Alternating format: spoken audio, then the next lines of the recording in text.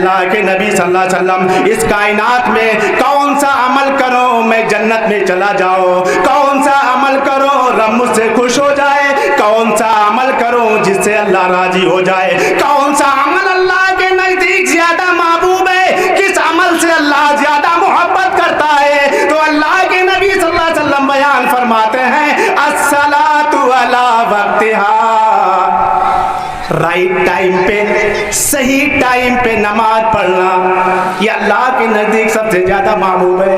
الصلاۃ علی وقتہا، صحیح ٹائم پہ جو آدمی نماز پڑھ رہا ہے اللہ کے نزدیک سب سے زیادہ محبوب عمل وہی ہے۔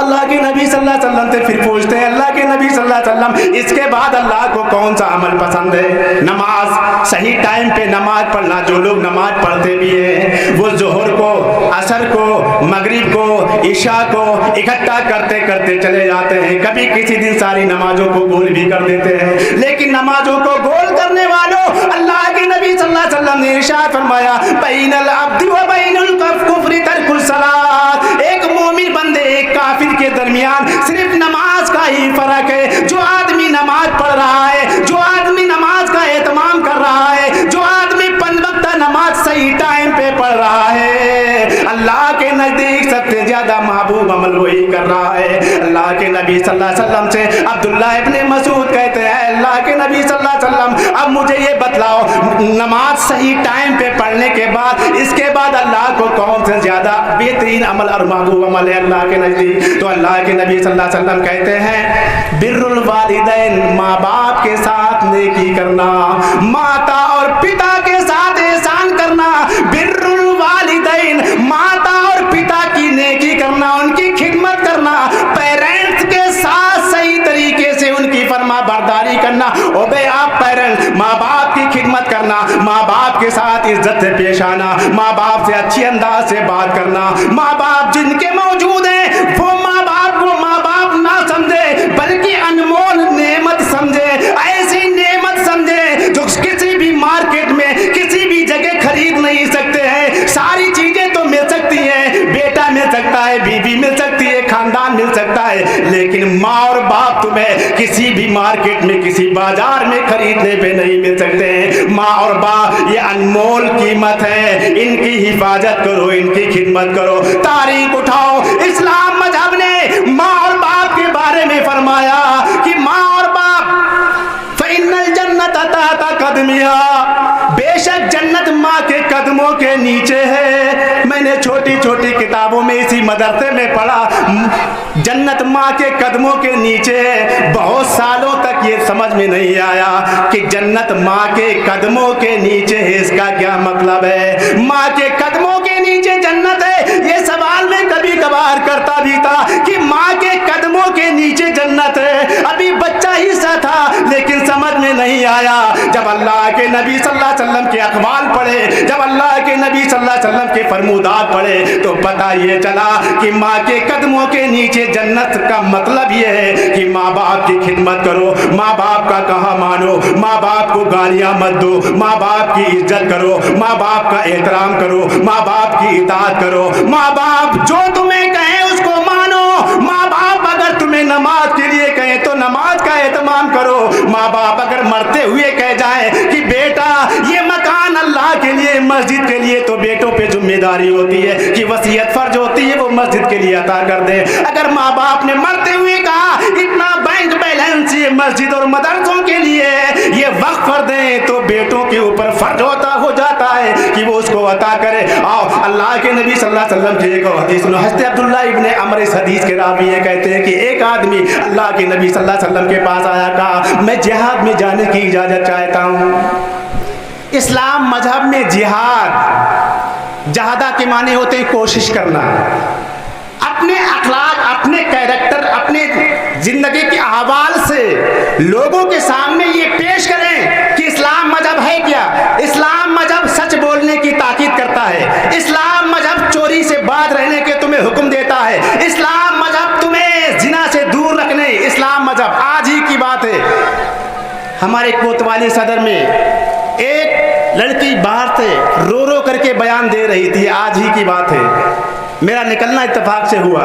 میں نے کہا دیکھو اسلام مذہب تمہیں یہ بتلا رہا ہے کہ کسی کی بہن تمہاری بہن ہے, کسی کی ماں تمہاری ماں ہے, کسی کی بیٹی تمہاری بیٹی ہے.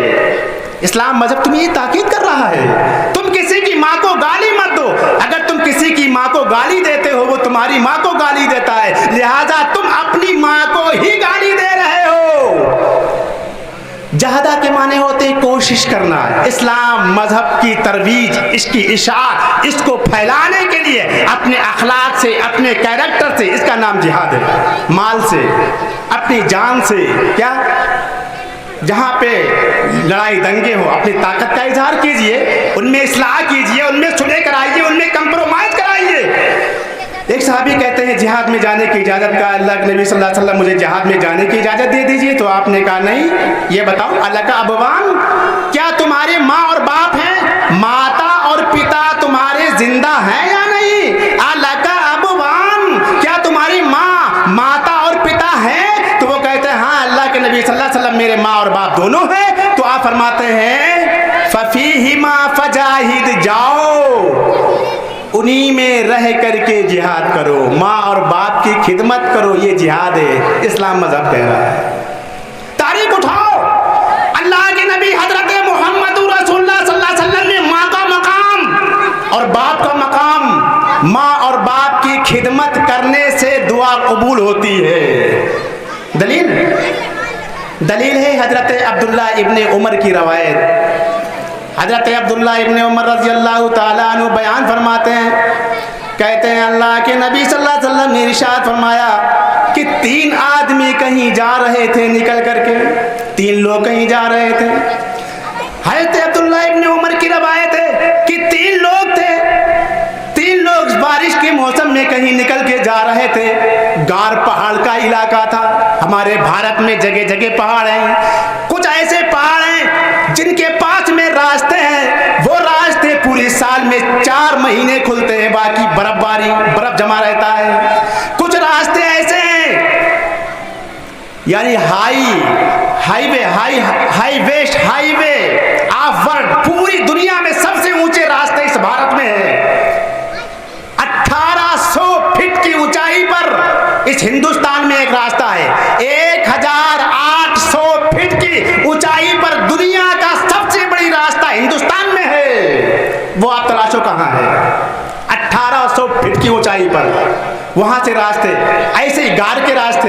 وہ تینوں لوگ, حدیث کے الفاظ ہیں, صحیح بخاری حدیث نمبر 5974, صحیح بخاری کی روایت ہے, حدیث نمبر ہے 5974, 5974 نمبر کی روایت. اللہ کے نبی صلی اللہ علیہ وسلم بیان فرماتے ہیں کہ 3 لوگ بارش کے موسم میں جا رہے تھے, اچانک بارش ہونے لگی. وہ لوگ بارش سے بچنے کے لیے ایک پہاڑ کی غار میں گھس گئے. جب اندر گھسے تو اوپر سے ایک بہت بڑی چٹان آ کر کے اس کے منہ پہ رک گئی. غار بالکل بند ہو گیا اور وہ تینوں اندر ہو گئے. اب وہاں پہ کیا تھا؟ وسیلہ. ہم تو وسیلہ مانتے نہیں ہیں. وسیلہ مانتے ہیں لیکن اپنے عمل ہمارا کیریکٹر, ہمارا اخلاق, یہ وسیلہ ہوتا ہے. بخاری کی حدیث ہے, اس میں سے ایک آدمی کا کہا دیکھو اپنے عمل کا وسیلہ طلب کرو تبھی کامیاب ہو سکتے ہو, پریشانی سے بچ سکتے ہو, ورنہ پریشانی سے بچنے کا کوئی راستہ نہیں ہے. اس میں سے ایک آدمی بولا, کہا اے اللہ میرے ماں باپ بوڑھے ہو چکے تھے, میں چرواہا, میں بکریوں کو چراتا تھا, روز بکریوں کا دودھ دو کر کے پہلے اپنے ماتا اور پتا کے سامنے پیش کرتا تھا. ایک دن ایسا ہوا کہ میں اپنی بکریوں کو چرانے کے لیے بہت دور نکل گیا. رات ہو گئی, گھر آیا, جلدی سے دودھ نکالا اور دودھ نکال کر کے اپنے ماں اور باپ کے پاس جب تک میں دودھ لے کر کے پہنچا تب تک ماں اور باپ دونوں سو چکے تھے. دودھ کا پیالہ لے کر کے اپنے ماں اور باپ کے سر کے پاس کھڑے رہے. بیوی بچے بھوک کی وجہ سے میرے پیروں پہ گرتے رہے, بچے تڑپتے رہے. اللہ کے نبی صلی اللہ علیہ وسلم کی حدیث ہے, وہ شخص کہتے ہیں کہ میں نے اپنے بچوں کو یہ دودھ پلانا گوارا نہیں کیا, کہ ایسا نہیں ہو سکتا کہ میرے ماں باپ پہلے نہ پیے, میں نے اپنی پوری زندگی زندگی میں اپنے ماں باپ کو پہلے دودھ پلایا ہے، اس کے بعد میں نے اپنے بچوں کو پلایا ہے۔ دودھ کا پیالہ لے کر کے